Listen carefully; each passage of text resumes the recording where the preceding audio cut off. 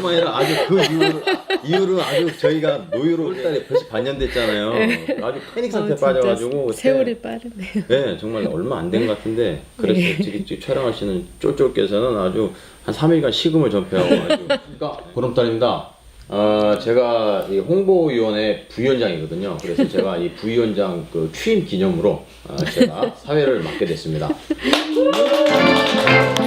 그 촬영에 그 임해주실 분은 아주 특별한 분으로 모셨습니다. 전에 사실 9월달에 저희가 촬영을 했었다가 저희들의 그 부족함으로 인해서 다시 재촬영을 하게 된 우리 캐모마일 선생님이십니다. 선생님 안녕하십니까? 네, 안녕하세요. 영어로 좀 인사를 한번 나눠볼게요. Good evening, 캐모마일. How are you?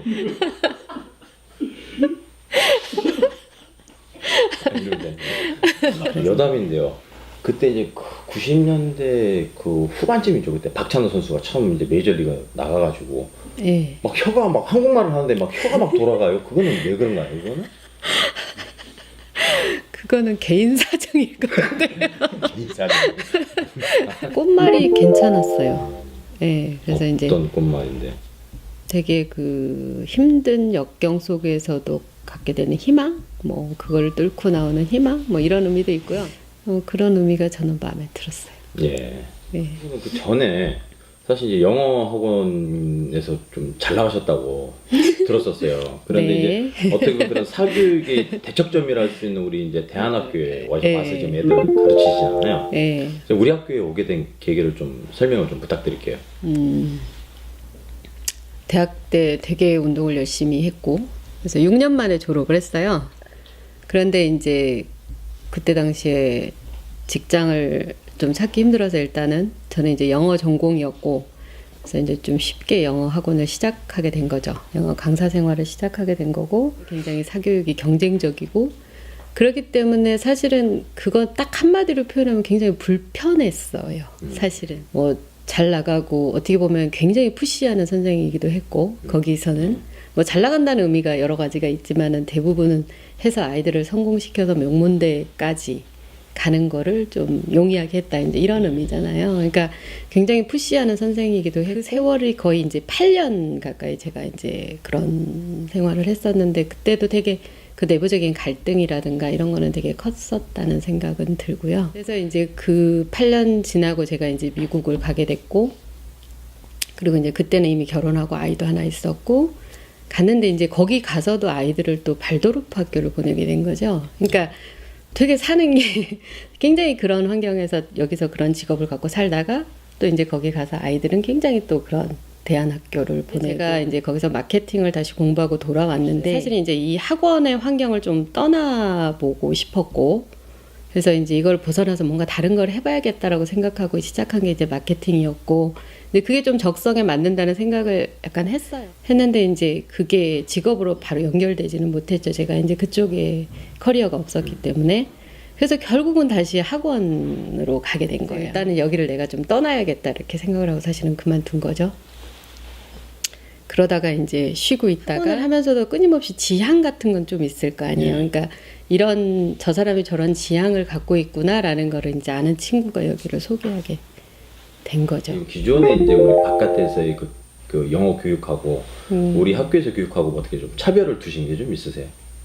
사실은 이전에 축적된 것들이 어떤 기록화돼 있거나 그러지는 않은 상황이에요. 학교 이제 전반적으로 영어를 했던 것들이. 그래서 아이들의 수준이라든가 이런 것들이 수업이 어떤 형태로 진행됐었다든가 뭐 이런 게 전혀 없는 상태에서 이걸 딱 보고 감으로 대충 그 딱 한 번 설명을 들었던 것 같아요, 기존의 선생님들한테. 그리고 이제 이거를 쭉 이렇게 잡아가는 과정이 조금 처음에 욕심을 내기는 컨텐츠를 되게 성미산스럽게 가져가고 싶다는 욕심을 굉장히 냈죠.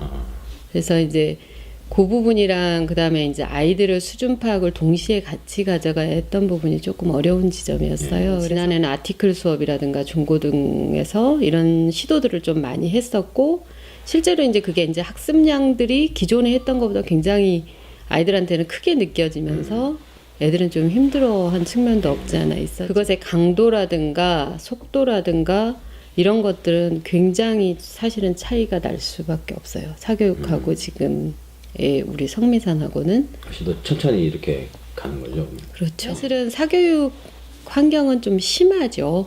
사실은 그 속도라는 것이 이게 아이들이 따라올 수 있겠다라는 거하고는 조금 훨씬 이제 사실은 이걸 넘어서죠.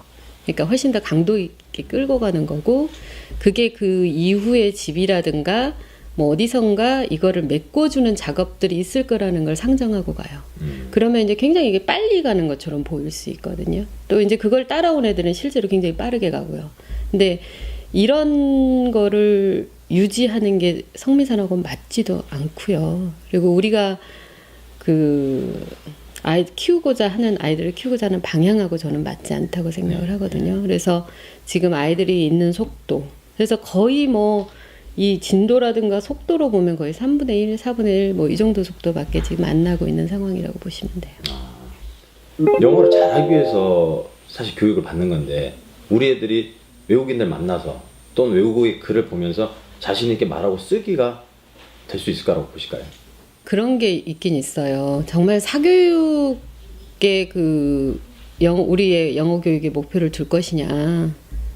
이제 이런 문제가 있다는 거죠. 근데 지금의 우리의 그 강사 구도와 지금의 수업 구도, 그다음에 지금의 철학하고 사실 이게 안 맞아요. 그러니까 한 가지는 저희가 내려놓고 시작해야 되는 측면이 사실은 있는 거예요. 다른 교육을 하기 때문에. 저는 정말 솔직히 얘기하면 사교육의 수준에 맞출 수 없어요. 그리고 우리 아이들은 그렇게 준비된 아이들도 아니에요. 그러니까 끊임없이 아무 생각 없이 외우고 버티고 이런 훈련만 돼 있는, 정말 어린 나이에서부터 정말 그렇게 되잖아요. 초등학교 한 2학년부터 굉장하잖아요. 학원들로. 그리고 이미 그 사교육에 단련된 친구들 같은 경우는 이미 유치원에 영어 유치원을 거쳤을 거고, 영어에 어떤 식으로든지 노출될 수 있는 이런 환경에서 그 아이들의 그 노출 시간이라는 것이, 그 영어에 바치는 노출 시간이라는 것이 일단 비교가 안 돼요. 그러니까 이거를 같은 목표를 둔다는 것이 조금 힘들고요. 많은 분들이 바라보시는 거는 되게 사교육 레벨인 것 같은데요. 그러려면 우리 아이들을 그렇게 푸시하고 가셔야 돼요. 그러니까 그거는 못 하잖아요, 우리가. 그래서 저는 제가 원하는 거는, 제가 할 수 있겠다라고 생각하는 거는 그 공부를 할 수 있는 기반을 우리가 일단 닦아주는 거죠. 그래서 저는 우리 아이들이 모두 성미산에서 커서 성미산을 졸업하고, 이게 가장 이상적이긴 하겠지만, 혹시라도 중간에 해서 공교육으로 간다고 해도 이것들이 사교육만큼의 그런 레벨은 안 돼도 그거를 나중에 이 아이들이 어느 수준을 따라잡을 수 있게 그 기반은 좀 닦아주는 그런 거는 할 수 있겠다. 예, 그 정도로 목표를 잡고 있어요. 부모 입장에서 마음이 무겁다고 해야 될까요? 뭐 저는 그냥 단순한 느낌에 이 성미산 학교를 보내는 부모 입장에서는 그냥 좀 자유롭게 크기는 바래, 애가. 네. 근데 또 교육도 뭐 적당하게 받으면 될 것 같아. 근데 영어는 썩 잘했으면 좋겠다, 이런 욕심이. 그러니까 영어에 대한 열망이 사실은 굉장히 강하신 거거든요. 이거는 어디를 가나 마찬가지예요. 사교육 부모도 정확하게 똑같이 얘기하세요. 그러니까 사교육에 오셔서 일단은 잘하고 싶으시대요. 그래서 저는 이제 늘 사교육에 있으면서도 그렇게는 말씀드렸어요. 내 아이의 목표가 무엇이냐가 중요한 거지, 다른 사람들이 사교육의 목표가 이렇게 가 있다고 해서 거기를 쫓아가는 것은 아닌 것 같다. 그러니까 어느 시점에서 쫓아가든지 아이들이 자기 목표를 향해서 가면 된다고 생각한다, 이렇게 생각하고. 하나 예를 들면 이런 거예요. 그러니까 이번에 뭐 이렇게 좀 어떤 대학에 이제 친구 애들은 뭐 대학도 가니까요. 근데 그 친구의 애 같은 경우는 강남에서 컸지만 중학교 2학년 때까지 학원을 안 보냈단 말이죠. 그러니까 뭐 학원 다닌 경험도 없는 거예요. 근데 이 친구는 그냥 문제집 풀면서 이렇게 갔던 거죠. 근데 이제 거기서 그때 당시에 지금 대학교 1학년이면 굉장히 영어 교육 많이 받았던 아이들이에요. 그 열풍으로 많이 받았던 아이들인데 그걸 안 하고 그냥 간 거죠. 근데 이 친구의 딸의 목표는 그냥 대학 가는 거였어요. 그래서 대학 가는 데는 지장이 없었다는 거죠. 그러니까 굳이 막 굉장히 그렇게 영어에 많은 투자를 하고 이렇게 하는 그 분위기 속에서도 그냥 홀딩하고 있었던 거잖아요. 그 길에서 그냥 그 방법대로. 그래서 가서 이제 아이가 들어가서 이제 말을 하거나 뭐 비즈니스 전공을 하려면 이제 그런데 꼭 필요한 이런 거 하는데 조금 애로가 있겠지만 어찌됐든 그 수준까지는 그냥 갈 수 있는 거예요. 근데 이제 그 불안이 어디서 오는가를 저는 조금 잘 보셨으면 좋겠어요. 그러니까 사교육에 꼭 맞출 필요 없다고 하는 게 사교육의 목표는 굉장히 사실은 뭐라고 해야 되나요? 과장돼 있거든요. 그리고 실제로 그 현장에 가보면 그 아이들을 가장 그 탑 레벨을 바라보고 하는 것 아이들은 거의 리터니에 가까워요. 그러니까 학교를 다니다 온 애들인 경우가 굉장히 많은 거예요. 그렇게 할 필요가 있냐는 거예요, 저는. 모든 아이들이 왜 그렇게 해야 되냐는 거죠. 지금 올해 대학 가고 이런 아이들한테는 사실 그게 필요 없었던 거예요. 그 아이가 왜 미국 교과서를 따라가려고 그렇게까지 그 많은 시간을 굉장히 투자하거든요. 그러니까 그 미국 교과서라든가 이런 것들을 하는 그 사교육 같은 경우는 기본적으로 일주일에 3번 수업해서 4시간씩 수업을 한단 말이죠. 그럼 과목마다 해요. 그런데 그거의 한 3배 되는 양을 집에서 하지 않으면 이걸 따라갈 수가 없어요. 그러면 도대체 이 영어에 투자하는 시간을 한번 계산을 해보시면 이게 답이 안 나오는 거거든요. 그러니까 이런 것들로 갈 거냐의 문제인 거고요. 그리고 이제 그런 것들이 자꾸 보이는데 그 목표가 정말 우리 아이한테 필요한 건가? 나는 어느 정도의 영어가 필요한가? 저는 이것부터 좀 생각을 하셨으면 좋겠어요. 그러니까 제가 성미산 아이들하고 참 맞는구나. 그러니까 올해 처음으로 그거는 아시죠? 그 교포 선생님이 오셨고요. 그래서 이제 저는 사실은 그분들의 그 플루언시하고 그분들의 그 어떻게 보면은 굉장히 그 언어로부터 자유롭기 때문에 수업 자체 진행이 훨씬 더 활달하고 자유로워요. 근데 이런 성향들이 굉장히 우리 아이들하고 잘 맞아들어요, 사실은. 그래서 이제 그 수업이 굉장히 활기를 좀 띠는 그런 측면이 없잖아 있거든요. 그래서 저는 우리 아이들이요.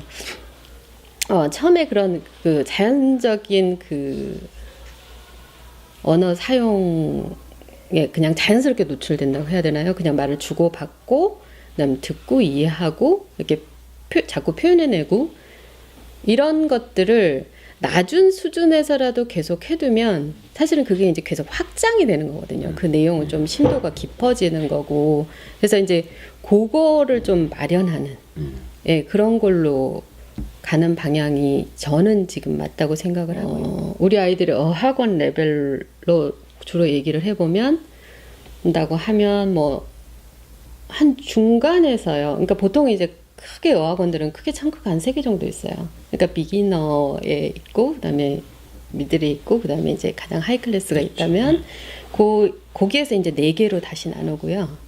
중간도 한 4개 정도 단계로 나누죠. 그다음 맨 위에도 4개 정도 나눠요. 그러면 이제 12개 레벨 정도가 되는 거죠. 이제 이렇게 된다면 우리 아이들은 한 중간에서 좀 아래 정도에 해당할 거예요. 그러니까 미드를 조금 올라가고 이제 중학교 얘기를 한다면 제가 초등학교 6학년 마칠 때까지 목표를 했던 거는 아마 정말 가장 비기너 레벨에서 조금 위쪽에 있죠.